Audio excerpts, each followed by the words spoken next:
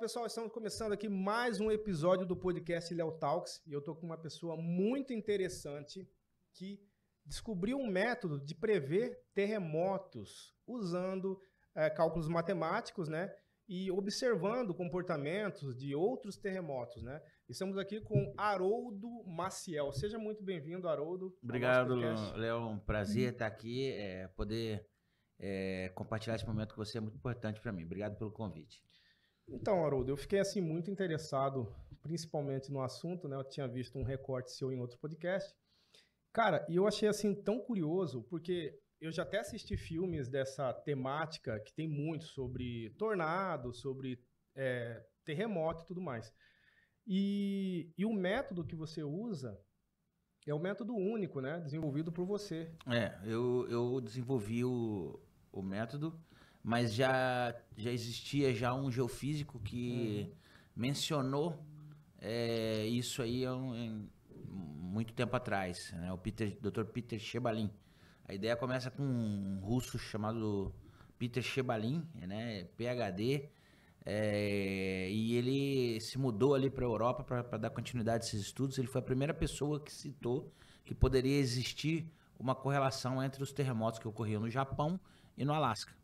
Então eu vim descobrir isso depois de muito tempo e graças a Deus eu descobri isso porque eu passei depois de muita briga, 4 ou 5 anos falando isso na televisão, eu arrumei muito problema, né? Em algumas universidades eu não fui aceito, mas a UNB, na tutela do Dr. Jorge Santo França, que era o chefe do Observatório Sismológico de Brasília, ele aceitou a conversar comigo e depois de uma pesquisa aí, alguns meses, ele falou, retorna para Brasília, que eu encontrei um geofísico aqui que fala a mesma coisa que você está falando.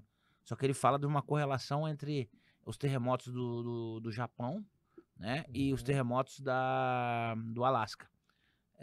E parece que você descobriu alguma coisa similar em intracontinental. Então, com essa oportunidade aí, né, tendo alguém que já tinha citado a possibilidade de ter essa, vamos chamar de migração sísmica, então essa ideia ganhou força e eu pude ir para os Estados Unidos apresentar esse trabalho no Encontro Mundial de Geofísica em 2012. Então é você e uma outra pessoa que faz isso, O né? Dr. Jorge Santo França, ele foi o cientista que me criticou primeiro na rede, né? Ele falou, ele tem um grupo de geofísicos e de geólogos, e ele fez uma crítica duríssima, né? E o Dr. Alexandre Schumacher, do Instituto Federal Mato Grossense, ele tinha abertura com ele, falou para ele, cara, recebe o cara aqui para você ouvir ele pelo menos. E ele falou, tá, traz ele aqui que eu vou mostrar para ele por quê não é possível prever terremoto. E aí os caras se reuniram aqui, me arrumaram uma passagem, eu fui para lá, para Brasília, fiquei lá 3, 4 dias, e nesses 3, 4 dias eu voltei de lá como aluno do OBIS lá, né, da Brasília, da UNB. Voltei como aluno especial, já que ele, nesses 3, 4 dias, ele se convenceu de que realmente existia um padrão de sismos, e existia uma correlação entre os terremotos a longa distância, e ele me convidou para ir apresentar esse trabalho nos Estados Unidos no Fall Meeting, Encontro Mundial de Geofísica, em 2012, dezembro. E, claro, eu aceitei e aí o post que eu te mandei, né? E aí foi excepcional. De lá eu apresentei na Austrália, a cidade do Porto para engenheiros, no Peru para os geólogos, e depois é aquele fenômeno que ocorreu no Chile, né? Que foi uma loucura. No Chile, isso caiu como uma bomba, porque para todos os países eu estava apresentando para geólogos, geofísicos, engenheiros, pessoas que entendiam de padrões e software, monitoramento por GPS. E no Chile, o primeiro contato foi na TV aberta, né? Um panelista chamado, um jornalista chamado Salfati, Juan André Salfati, muito conhecido lá. Ele fez uma aposta comigo que se eu tivesse uma previsão de algum evento acima de 7, claro, o Chile treme todo dia, 3 ponto alguma coisa, até 4.0 é todo dia, ninguém se importa. Mas se eu tivesse uma previsão acima de 7.0, que ele me colocaria Eles vão publicar o seu... na capa, na capa de segunda.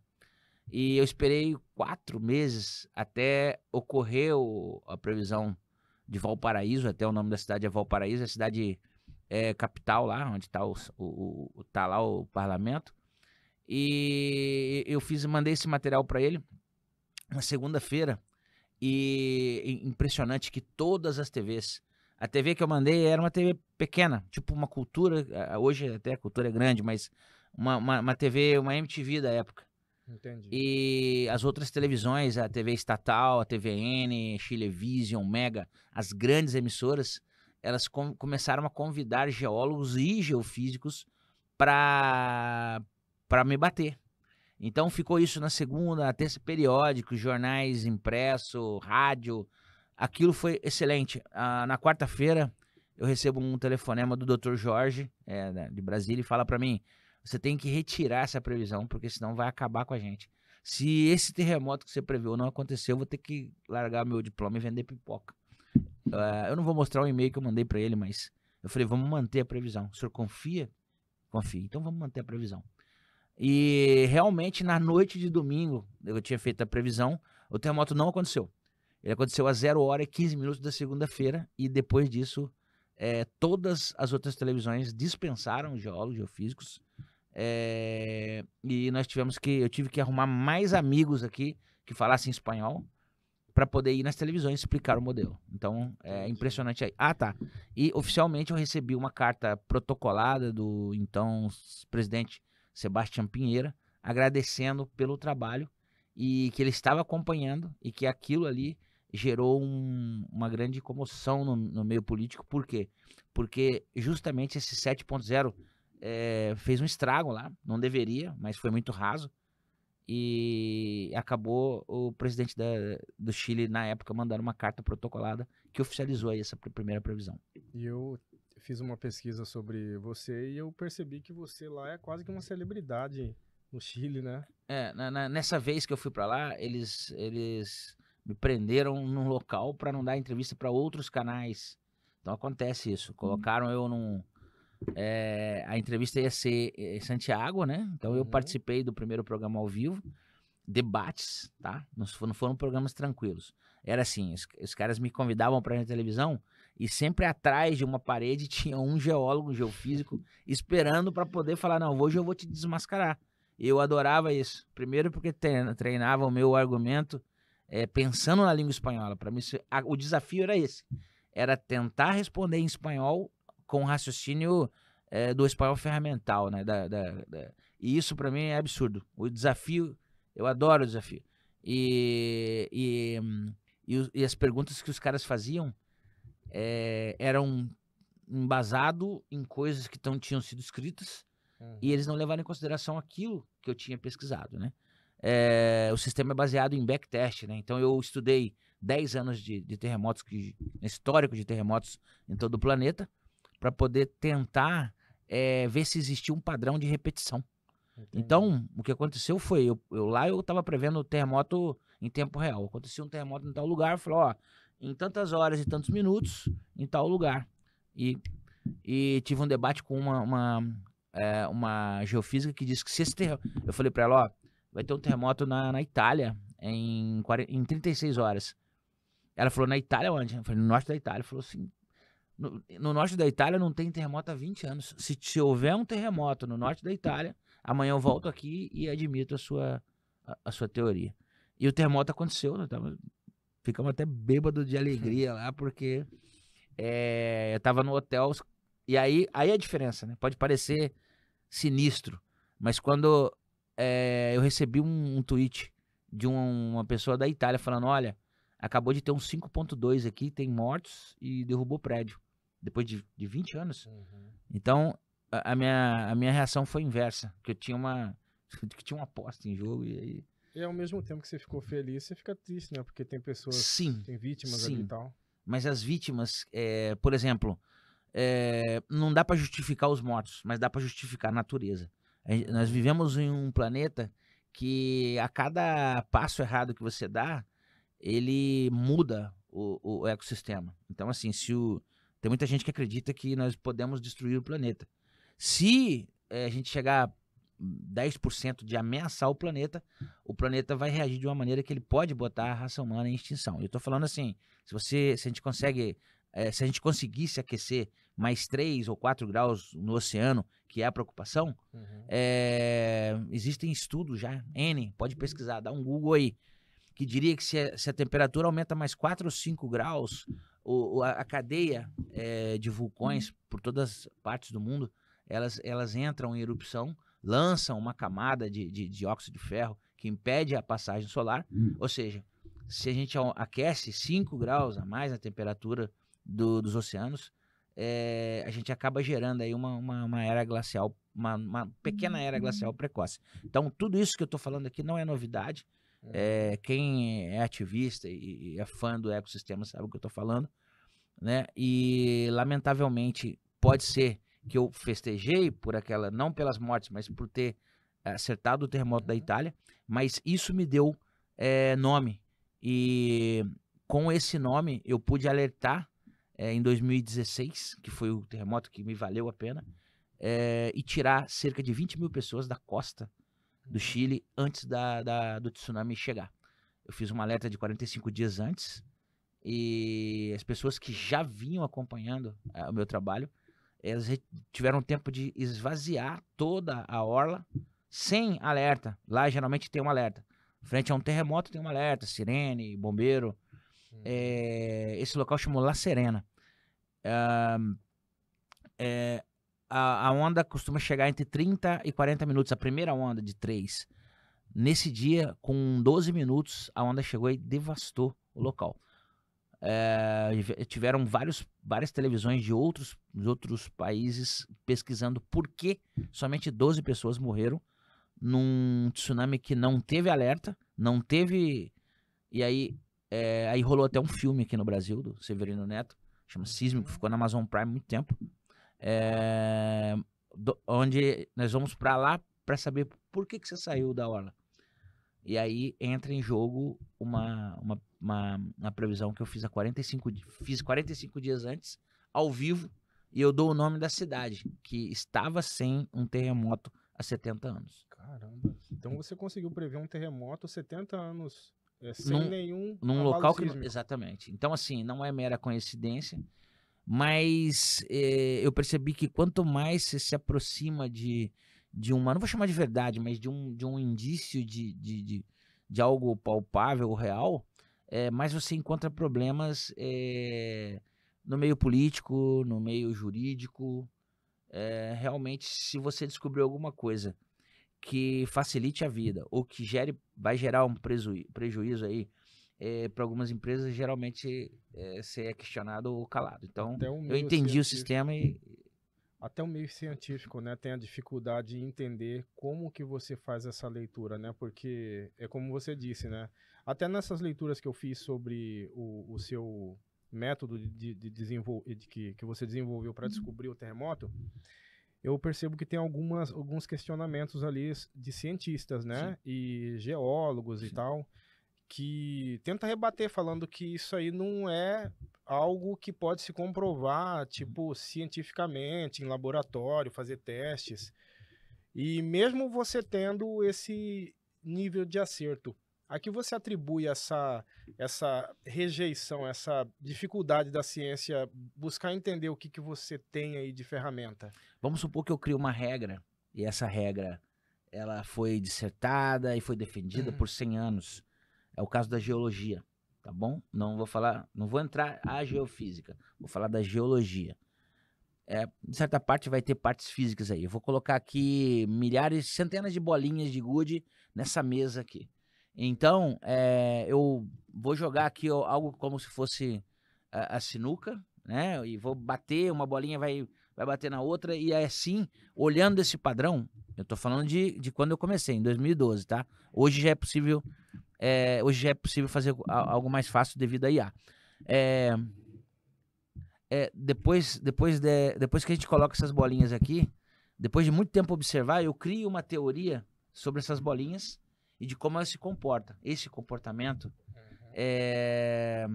Então, eu vou distribuir as falas, vou distribuir o material que foi observado em laboratório, mas eu não levo em consideração que embaixo da mesa possa ter alguma coisa que vá, no futuro, perturbar a parte de cima desse experimento. Então, assim, tudo que se sabe de terremotos, tudo que se é proposto é que são placas empurrando placas e, de repente, né, com mais de 1000 anos ou milhões de anos, pode ter se formado os Andes ou pode ter se formado alguns lagos, né? Mas, se você levar pelo lado interno, como eu tô acreditando que alguma coisa abaixo das placas perturba, e essa coisa pode ser mensurada. Então, assim, eu teria que comprovar algo que juntasse a geofísica e a geologia, e não é para derrubar a parte das placas, mas é para mostrar que existe algo mais profundo que precisa ser avaliado. Por exemplo, a gente viu aí, em 12 anos, ilhas submergirem em terremotos. Isso quer dizer o quê? Que o magma tem a ver com empurrar, nascer ilha e sumir ilha, em questões de minutos, nascimento de ilhas. Em questão de minutos, fendas gigantescas. E isso é geologia sendo mudada em minutos. Então, eu não posso dizer para você se... Né, existem teorias, por exemplo, que o maior monte, o Everest, ele nasceu abrupto. E pode ter sido no mesmo momento que os dinossauros foram extintos. Ou seja, o meteorito bateu ali no México e empurrou de uma maneira antipodal aquilo que a gente conhece aí das altas montanhas lá no Tibete.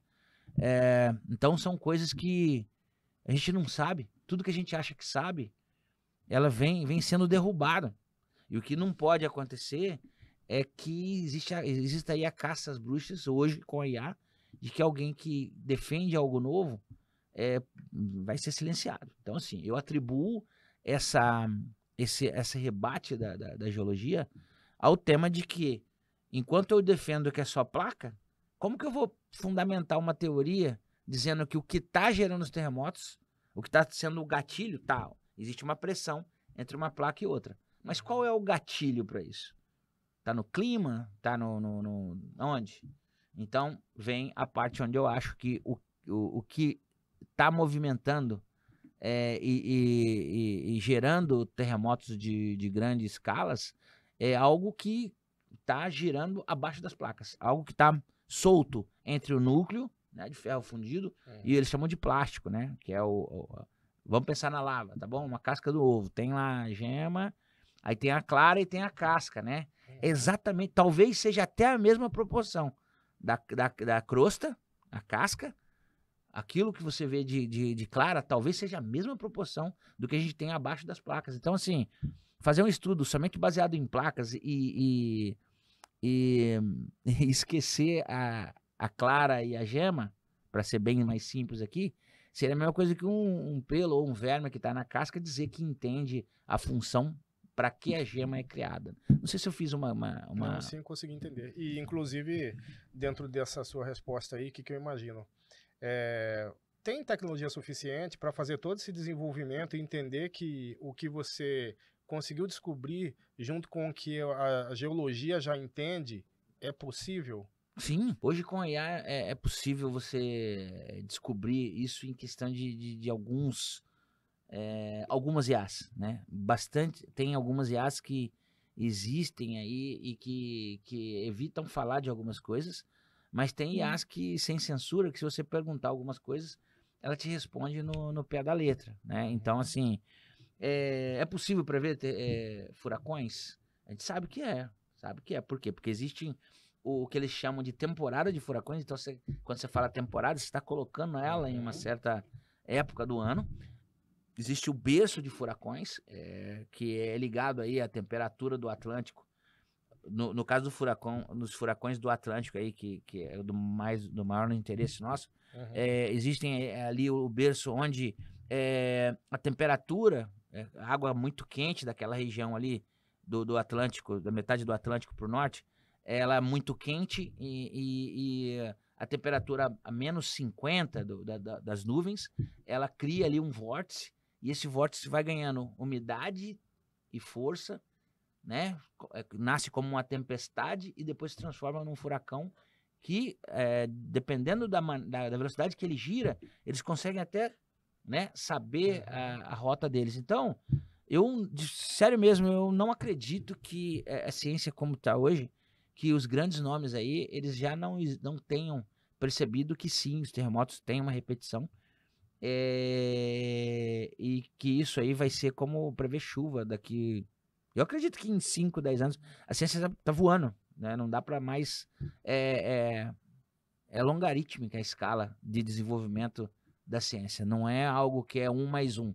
É uma conta que o que a gente sabe hoje é formatado para poder você estudar, formato é uma vida. É 1 mais 1, é 2.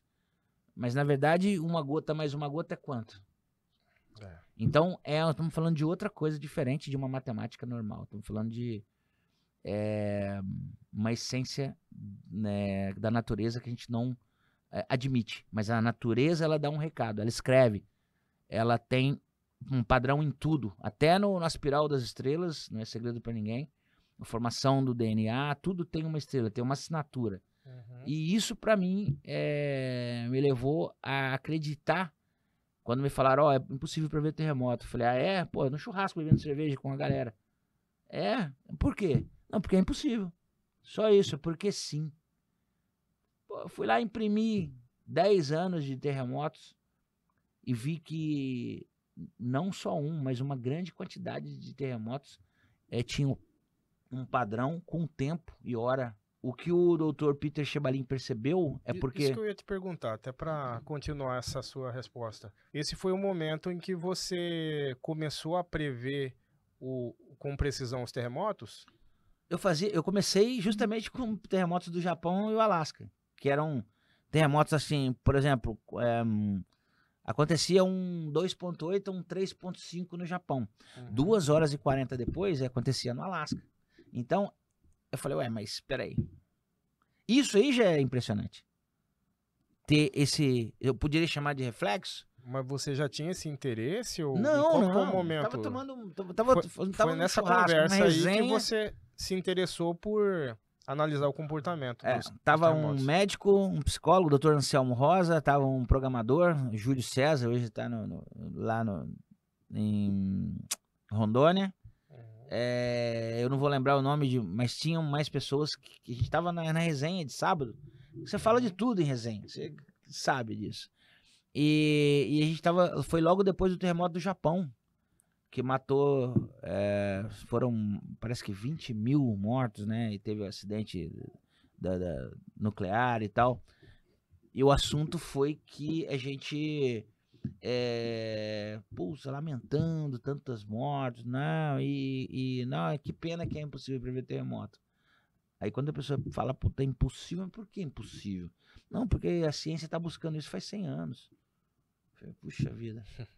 E por incrível que pareça, Kant, um escritor, em anotações dele, e outros grandes escritores, mas não da geofísica, eles chegaram a mencionar que parecia que existia um lago de fogo abaixo do solo, e que ele poderia romper a qualquer momento. O cara da Europa estava falando isso. Então, realmente existem, com certeza existem dentro da lava, dentro do manto, né? Existem um diferencial que faz com que esse movimento ocorra, não só o núcleo, né? O núcleo gira e aí vem o manto girando junto, um pouco mais lento, e vem a capa muito mais lento. Isso é que dá o movimento do nosso planeta. Então o terremoto é vida, na verdade. O chileno, uma curiosidade aqui pra gente quebrar um pouco o gelo, os chilenos, eles têm a bebida lá terremoto, réplica e tréplica, porque são bebidas alcoólicas extremamente saborosas que eles oferecem para os turistas. Então chega a ter chega a ser uma coisa assim como um titã, pensando no terremoto como um titã. E lá eles se preparam verdadeiramente, e durante o tempo que eu tive lá, por mais de 10 anos, Eu dei palestras na Defesa Civil, para Corpo de Bombeiro, Brigada, e, entre outras coisas, conversas privadas com pessoas que eu não posso falar aqui, mas eu tenho tudo documentado, graças a Deus. Por quê? Porque eu entendi que tem coisas que não pode ser dita. No caso, por exemplo, de quantas previsões que você fez e quantos acertos que teve dessas previsões totais aí? Eu vou falar dos mais importantes. Do México, que teve um desabamento lá, morreram 12 crianças. O da Itália e da Espanha. O da Turquia. Os 3 últimos grandes terremotos, que foi um em 2014, 8.0, foi na primeira semana de abril de 2014. Eu fui pra lá, fiquei lá uma semana e falei, olha, a primeira semana de abril vem aí um grande terremoto, correlacionado com onde? Com China. Então ele tinha 45 dias para gerar esse grande terremoto. Aconteceu acho que no dia 1º ou 2 de abril de 2014. E o outro foi o terremoto do Nepal. Aconteceu o terremoto do Nepal, eu fiquei esperando, né? Porque eu preciso de um segundo evento. Depois eu vou pedir para você, no programa do Danilo Gentili, tá uma animação de como é feito o raciocínio. Lá eu explico como é o cálculo, né? Ponto A e ponto B. Então aconteceu o ponto A, Nepal, foi um 7.9. E aconteceu no sul do Japão, um 7.9. Do Nepal, e eu fiquei em dúvida sobre para onde poderia migrar esse terremoto. Então eu fiquei esperando. E 45 dias depois ele aconteceu no sul do Japão, nas ilhas no sul do Japão. Você acompanha ao vivo? O tempo real. Onda sísmica. A hora que sai o terremoto, eu já faço correlação com anteriores. E que esse terremoto que migrou, uma vez que ele aconteceu em um ponto B, você traça uma linha e aí você tem os lugares com maior probabilidade. Aí eu faço o alerta. Se você pegar um mapa de papel, colocar na mesa, você vai traçar uma linha que não tem nada a ver. Mas se você pegar um globo em 3D e traçar a linha, você vai saber que aquele tremor ali, ele ia ocorrer em algum lugar no Chile. Quando você coloca a linha, ele dá em cima de uma cidade chamada La Serena. Baseado nesse conhecimento, eu fui 45 dias antes e avisei, na segunda quinzena de setembro, vem um grande terremoto para a zona central. Daí eu não ia falar o nome da cidade. Esse programa tá ao vivo, tá no filme chamado Sísmico. Acho que na Pluto hoje o pessoal consegue assistir o filme chamado Sísmico, onde tá toda a teoria, tá a entrevista de pessoas do Chile e o porquê dessa teoria não ter, até hoje ela é evitada. Existe uma censura no Chile para que eu não fale sobre isso. Traçando o ponto A e ponto B, Nepal, sul do Japão, sai um local chamado La Serena. Então, quando a jornalista ela insiste e fala, mas onde no Chile? Onde vai ser sentido esse tremor? Eu falei, esse terremoto, se ele confirmado, na segunda quinzena de setembro, ele vai ser sentido até no Brasil. Daí o pessoal chama o comercial e tudo. E aí, quando volta, ela pergunta de novo, fala, o local chama La Serena. E possivelmente, se esse terremoto ocorrer, ele vai ser sentido em todo o Chile e nos países vizinhos. Daí, essa informação, 45 dias antes, colocou La Serena em atenção máxima. Então, entendo o que aconteceu aqui. Aí, e foi 45 dias antes, né? Então, existiu uma contagem regressiva, onde todos os dias os caras ficavam me chamando para poder falar, para ver se eu desmentia, né? Se eu falava, não vai acontecer não, eu falava, gente, agora é menos 15, agora é menos 10. E na semana do terremoto eu parei de responder. Confesso que até eu fiquei preocupado. Eu falei, e agora se não acontecer? Você pensa, pô. Porque pode ser que eu tenha me enganado. E no dia 16 de setembro de 2015, o Chile recebeu um dos maiores tremores, um dos maiores terremotos. E o cara perguntava, e a magnitude? Eu falei, bom, no Nepal foi 7.9, né? Então ele é igual ou superior a 7.9. E o terremoto foi de 8.4. Foi sentido em São Paulo, esvaziou escolas em São Paulo. Pode procurar no G1, tem uma matéria do G1, onde 45 minutos depois, e eu dou o aviso, depois que aconteceu o terremoto, eu fui numa rede Cara, eu fui na rede de um amigo, não conseguia mandar pra nenhum colega jornalista.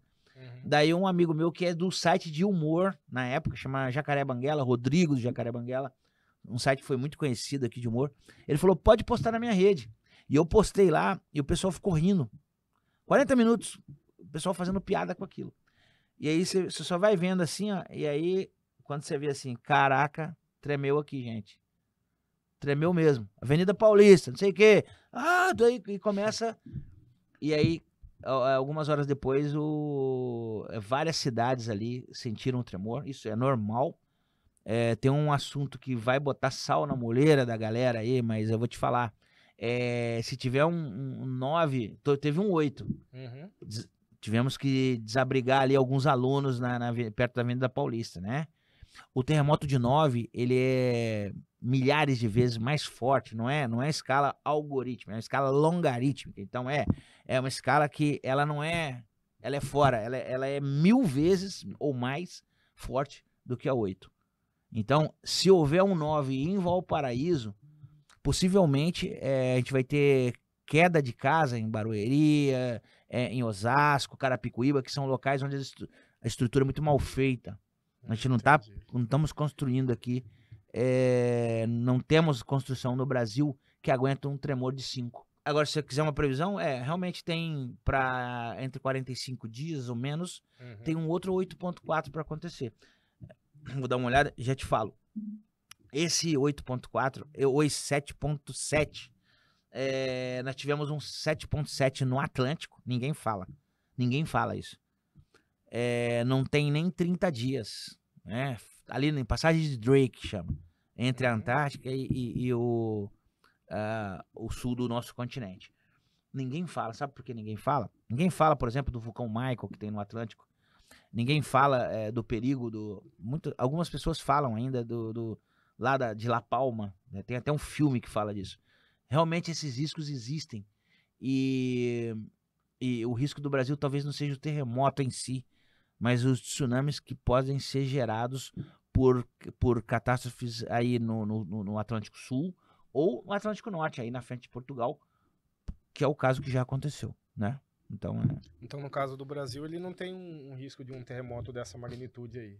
Eu acredito que não tenha risco de 1,9, mas, por exemplo, Porto dos Gaúchos aqui teve um 6,5. Até então era o maior terremoto que o Brasil já teve. Faz 50 anos mais ou menos. Não mudou muito, quase só fazenda. Não sei se vai ter vítimas, mas com certeza, cada dia que passa, está perto de que o evento de 6,5 ocorra de novo no mesmo local. Por quê? Porque a ciência funciona assim, ó, se tem um 6,5 ali é porque existe uma falha. Entendi. Ponto. É um raciocínio lógico. E na costa do Espírito Santo também foi um 6,5. Pasme-se, 45 dias. Já o tsunami, se um vulcão, por exemplo, Michael, que tem lá perto das Malvinas, ou Falkland, como queiram, se esse vulcão ele desperta, de repente, então tem o risco de que um tsunami chega na costa brasileira em menos de 6 horas. A gente não tem preparação, não existe uma preparação de tsunami para a costa brasileira. E já teve tsunami aqui. As vítimas morreram, foram 2 vítimas registradas, cartas que foram enviadas ao Império, mas foi pelo terremoto de Lisboa, 1755? 1755, acho que foi. Acho que não tem preparo também, porque nunca aconteceu, né? Tipo assim, quando acontece. Eles mudaram lá, o local onde a onda matou 2 pessoas, eles mudaram a igreja para 50 metros para frente e mais alto. Então, assim, tem risco de tsunami no Brasil? Já teve. Então tem de novo. Vai acontecer de novo. Em algum momento vai acontecer. Em algum momento vai ocorrer um terremoto aí perto de Porto dos Gaúchos. E eu não vou dizer para você que vai ser 6,5, porque se tem uma falha ali, eu vou dar o exemplo lá de Nova Madrid. Tinha sempre alguns tremores, pequenos tremores. E aí, de repente, teve um grande tremor, um grande terremoto lá. Na verdade, moderado, não tão grande, 7,8. E aí depois tiveram mais de 50 mil tremores.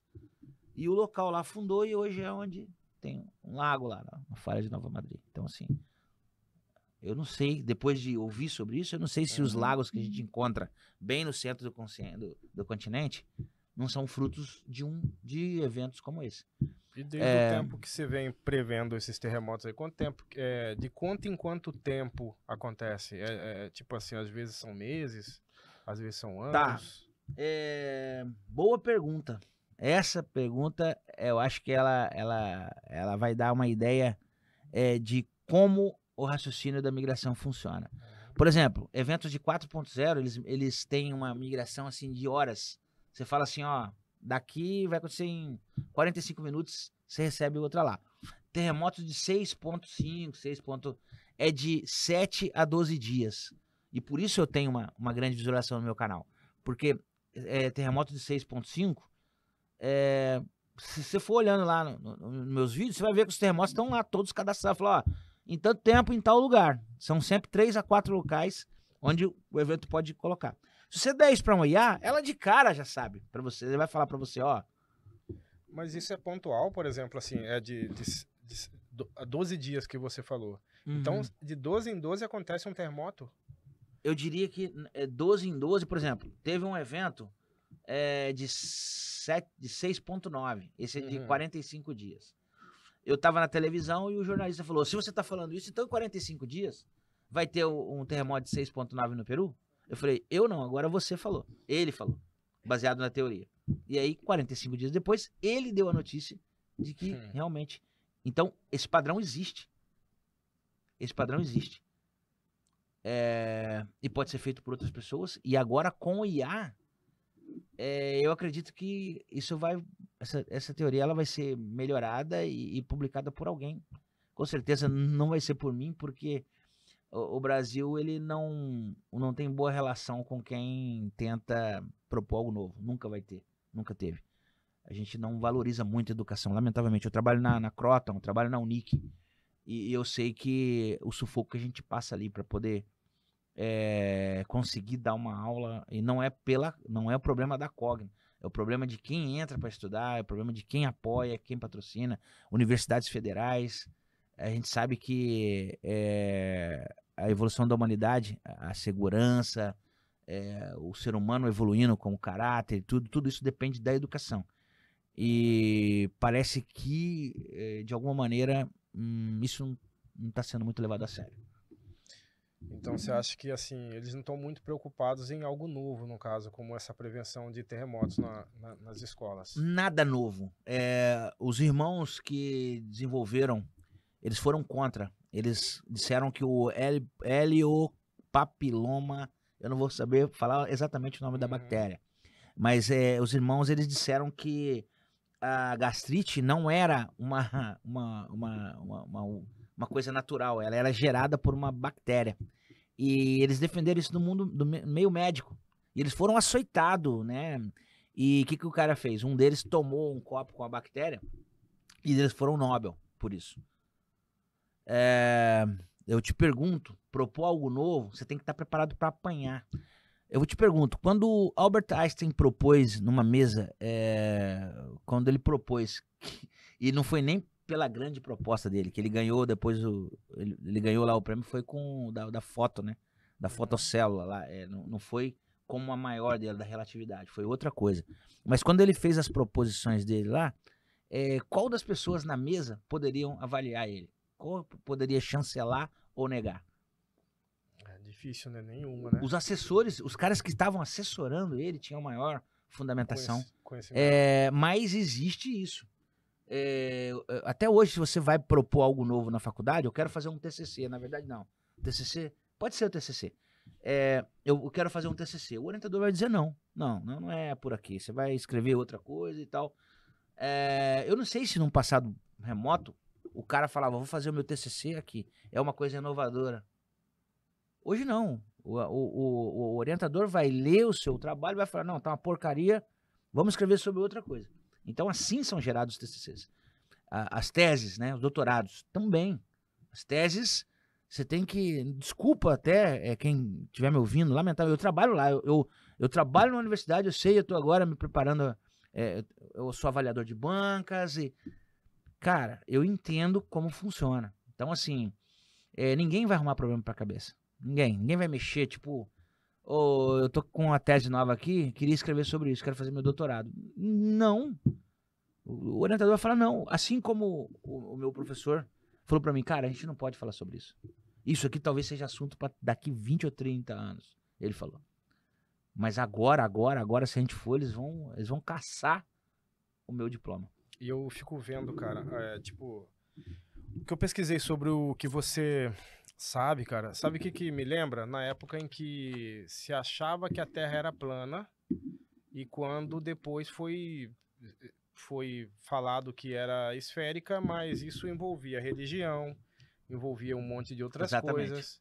E aí o cara foi simplesmente rechaçado porque falou Na a na verdade. verdade, ele quase foi executado. Por quê? Imagina você. Não tá muito diferente, não, tá? Hoje, por exemplo, a gente acabou de tratar do mesmo assunto. Só que em épocas, em épocas diferentes. Quando ele vai lá e diz, bom, a Terra é esférica, ela é redonda, não é redonda, ela é esférica, tá? Ela não é nunca redonda. Se você for olhar o mapa que a geologia tem, ela parece uma pipoca e ela é preenchida com água e gelo. Que dá aquele aspecto esférico. E na borda, no Equador, na linha do Equador, ela é mais achatada. Até a gravidade ela é diferente. Sabia que você tem um peso na linha do Equador e nos Andes você tem outro? Lá Sim, ela não é uma esfera perfeita. Por né? isso, e aí tem alteração de gravidade, oxigenação, o sangue, a densidade do sangue, tudo muda. Então você vive num planeta que a gente só caminha daqui para trabalhar e essa realidade tá bom, nos basta. Mas existem coisas aqui que... E daí, voltando ao assunto, esse cara que propôs, não vou nem citar, a gente vai falar o seguinte, esse cara que propôs, ele era amigo, né, de um bispo, e o cara falou, fica quietinho, cara, eu não posso te salvar, fica na boa. Mas não era só essa proposta, são cada proposta, aí o termo de arrepiar o cabelo, é que na era das trevas, a era onde a igreja determinava o que era verdade e o que não era verdade, se você, por exemplo, comprovasse, se você conseguisse comprovar alguma coisa que fosse contra o que a igreja estava propondo, você era queimado em fogueira. Aí o nome, caça às bruxas. Não eram só as mulheres, aquelas mulheres que tinham conhecimento de chás, de medidas do corpo para poder saber como você está fora do peso e tal. Tudo medidas. Aquilo era transformado em bruxaria. E elas eram queimadas. Hoje não é diferente. Se você não tiver a chancela de uma universidade e você tentar propor alguma coisa nova, com certeza você será queimada numa fogueira. Eu não tenho medo de dizer isso, não tenho medo de dizer porque eu acredito que muitas pessoas que perderam até perderam o tesão de escrever, de ir atrás de algo novo. Você começa um projeto, você fala, puta merda, eu inventei um carro a água, vou na frente? Vai que você vai ver. Ele vai cozinhar você, vai matar você. Por quê? Porque a tecnologia nunca vai poder andar na frente do dinheiro. Nunca. Nunca você vai propor uma coisa que, por exemplo, quanto custa para você preparar a costa brasileira para um tsunami ou para outra coisa? Queda de meteorito, seja lá o que for. Nós estamos preparados? Para nada. Para nada. Nós não estamos preparados. Enquanto você vê o pessoal do lado de lá, tem um terremoto de 5.0 na Ilha de Páscoa ontem. Os celulares receberam um alerta de emergência em todo o Chile por risco de tsunami. Então, assim, isso está preparado. Isso está preparado. Mas quanto custa isso? Então, quando você faz essa pergunta, os nossos políticos aqui dizem, muito caro. Vamos esperar morrer primeiro, depois a gente remedia. Talvez...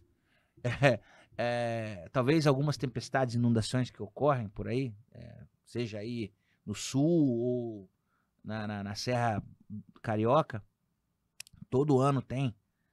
Talvez é muito mais interessante você fazer uma arrecadação para dar cesta básica do que gastar alguns poucos milhares de dólares ali para resolver o problema da serra. Cara, isso é assustador, né? Porque não só nisso que você tá falando, eu tô até mais ouvindo aqui porque é tão interessante e eu já fico imaginando o que acontece, por exemplo, com o Lair Ribeiro. Que ele é um cara que tem pós-graduação na área dele, ele entende muito E ele apanha muito também por conta de algumas coisas que ele rebate, né? Ele ensina como que a pessoa pode ter saúde sem ter medicamento. Isso acaba afetando a indústria farmacêutica. Exatamente. Ele está em Então, guerra com a indústria então você farmacêutica. acaba pensando, poxa, cara, o planeta ele vive assim de forma comercial. Tipo assim, tudo que é novo que pode de alguma forma afetar as grandes indústrias ou que você possa ter um gasto maior, eles vão barrar Com de alguma certeza. forma. Com O certeza. motor movido a água, que existe aí, não sei se é mito ou não, que teve um brasileiro que desenvolveu e desapareceu. Pode ser Exatamente. até, não sei se é teoria da conspiração ou não, mas dizem que já teve um bocado aí que descobriu motores movidos a água e acabou sumindo, né? Depois disso. Porque não é interessante. Não é interessante. Então, assim, existem muitas pessoas que estão no caminho para desenvolver algo surreal, interessante ou inovador, propõem e se matam. Por quê? Porque não conseguiu lidar com aquilo. Porque daí vem as críticas, pessoas que vão falar mal de você, pessoas que vão deixar de conversar com você. Quando eu comecei a prever os terremotos, parte da minha família parou de falar comigo. Porque achavam que era um rito de magia. Ixi. Né? Em parte eles têm razão. Porque o que é a magia? A gente mudou o conceito da magia. Magia vem de conhecimento. Então, sim, tem coisas que, se você colocar, por exemplo, por que alguém sai, por exemplo, vou dar um exemplo aqui, já que você gosta disso, vou dar um exemplo. Por que alguém sai de Jerusalém e vai para o Egito, onde o conceito de humanidade ali estava há décadas ou centenas de anos à frente da Galileia? Depois essa pessoa volta e começa a mudar as pessoas, ela evita que pessoas se adoeçam. Porque o sistema, por exemplo, banheiro compartilhado, cada coisa que tinha ali era feita para que as pessoas morressem mesmo, adoecessem e morressem. Quem é jovem aguenta a doença. Os velhos, eles eram como se fosse uma linha de corte. Então, imagina como que funciona. A gente sabe o que tem que fazer para manter a saúde, certo? Mas a gente eu prefiro festar. Todo mundo prefere festar. Mas a gente sabe que o que você come impacta na sua saúde. O Lair Ribeiro está falando isso. Só que quando você começa a mexer na linha, se mexer no bolso da farmacêutica, eu não sei porque que ainda não sumiram com ele, sinceramente. Com o Lair, né? Não sei, porque é fabuloso o que ele fez. Os outros médicos, né, não ousam a falar que ele está mentindo, porque ele é o Lair Ribeiro. Ridiculariza ele muito. Hein? E é um cara que ele tá à frente do tempo dele. Lamentavelmente, se você está à frente, você tá muito visível, né? E fica perigoso. Por isso que eu, depois de tudo que eu fiz no Chile, eu preferi voltar para o Brasil e ficar quieto. Vou dar minhas aulas aqui e ficar quietinho. Mas você ainda tem gravado o vídeo ainda? Não, eu gravo toda noite. Quando eu tenho tempo eu entro, quando tem algum evento importante para acontecer, o evento. O último terremoto que teve, a gente sabia que ia ocorrer um 8.8 a um 9.4. Os vídeos estão na internet antes do local. E que poderiam ser no Peru, na região do Alasca ou no sul da Sumatra. Onde foi? Foi a alguns centenas de quilômetros ali do Alasca, entre o Alasca e o Japão. Um lugar chamado Kamchatka, Rússia. 8.8. Então, assim, no tempo previsto o terremoto ocorreu. Eu preciso de alguma prova. Sabe quanto tempo não ocorreu um evento superior a 8.5? 10, 14 anos. 11, 21, 14 anos. E esse que você previu foi pontual. Na época, foi saiu em todos os jornais do Chile. Então, assim, eu tô indo, eu vou mantendo o contato e de repente acontece um grande terremoto.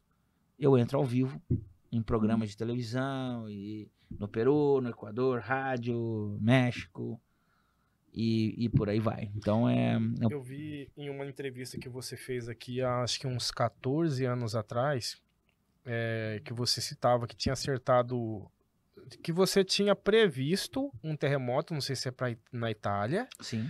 e na época, teve uma pessoa que nos comentários falou, olha, o cara é de Cuiabá, vendo num computadorzinho fuleirinho, enquanto tá aqui um centro de pesquisa tecnológico do Japão que investiu bilhões lá e não consegue prever isso aí. Mas é porque o computadorzinho, você pode fazer ele com o celular.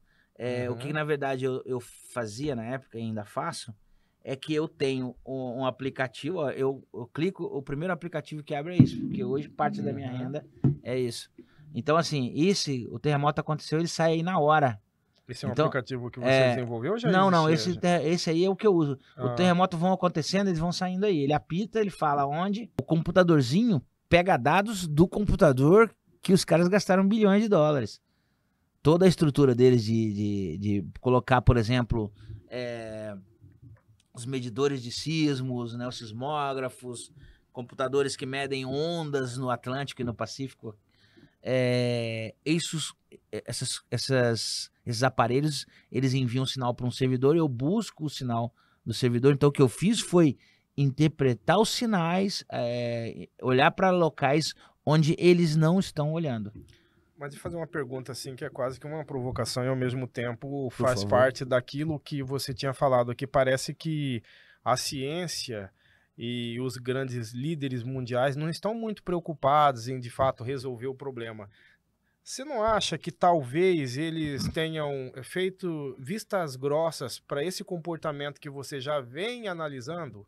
Porque o tanto de cientistas, né, não querendo tirar seu mérito, que você realmente foi muito inteligente, conseguiu e teve ainda a intenção de ajudar, né? Mas eu digo, eles tendo a capacidade que tem, com a quantidade de profissionais que tem, tecnologia que tem, eles terem analisado e entendido que existe um comportamento e feito vistas grossas. Tipo, vamos ficar quieto e fingir que não existe uma forma de... Eu tenho certeza, com a tecnologia que existe hoje, que eles já se deram conta desses padrões. O que acontece é que uma vez que um russo propôs, né? O globo todo, toda a população do planeta, ela é americanizada. Então, assim, uma vez que um russo propôs, ou um brasileiro, ou um africano, não vai ter aceitação.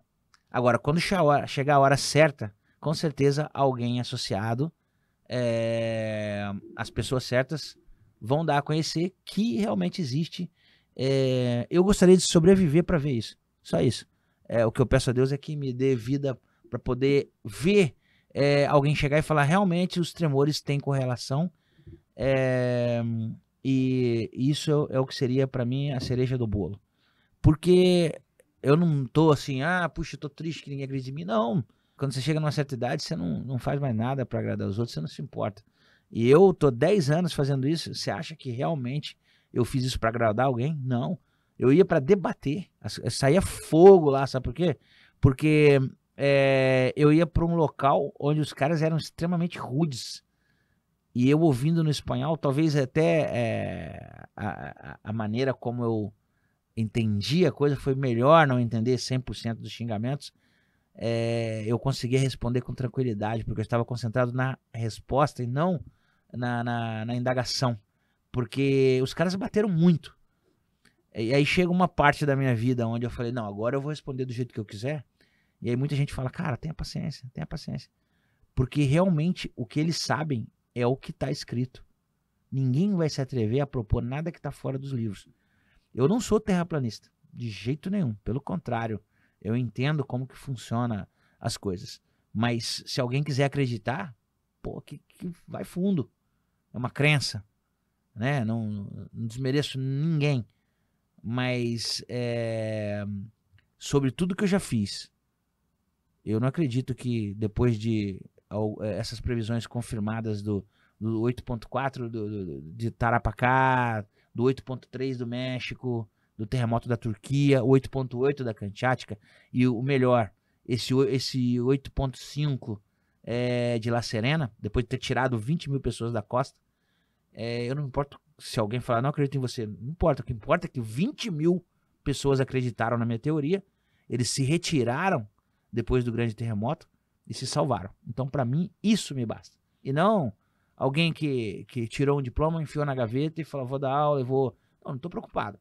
Proponha algo novo para você entender o que passa na cabeça de alguém que propõe algo novo. Alguém que vai contra a maré e que briga por um ideal, né? Porque a minha ideia nem era ficar famoso. Eu acabei ficando famoso no Chile, no México. Mas a minha ideia era realmente poder dar a quem vive perto da costa do Chile a oportunidade de se salvar antes de um tsunami. Cara, parabéns. E até para encerrar essa conversa, eu vou fazer a leitura de um texto aqui do Arthur Schopenhauer que expressa muito bem o que você tem sentido, né? O que acontece. Que toda verdade passa por 3 estágios, né? Eu acho que você conhece isso aqui. Sim. No primeiro, ela é ridicularizada. No segundo, é rejeitada com violência. E no terceiro, é aceita como evidente por si própria. Então, eu acho que vai chegar um momento em que vai ficar tão claro que isso sempre existiu e que você vem trazendo até hoje. E quem sabe pode até receber eu espero que você receba um Nobel em vida. Mas pode ser que de algum momento você possa ser reconhecido por tudo isso que você tem feito. Eu só quero tá vivo para poder ouvir as pessoas dizendo, não, os terremotos têm correlação entre eles, porque a IA vai fazer isso. Eu tenho certeza que se alguém fizer a pergunta correta, para a IA correta, essa ideia ela vai se concretizar. Não tem pra onde correr. Quero agradecer, Haroldo, por você ter aceitado essa entrevista aqui.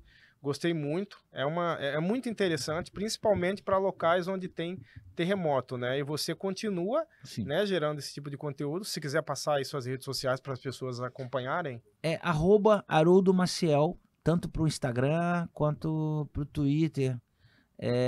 Haroldo Maciel. Tá, muito obrigado, Haroldo, por você ter participado.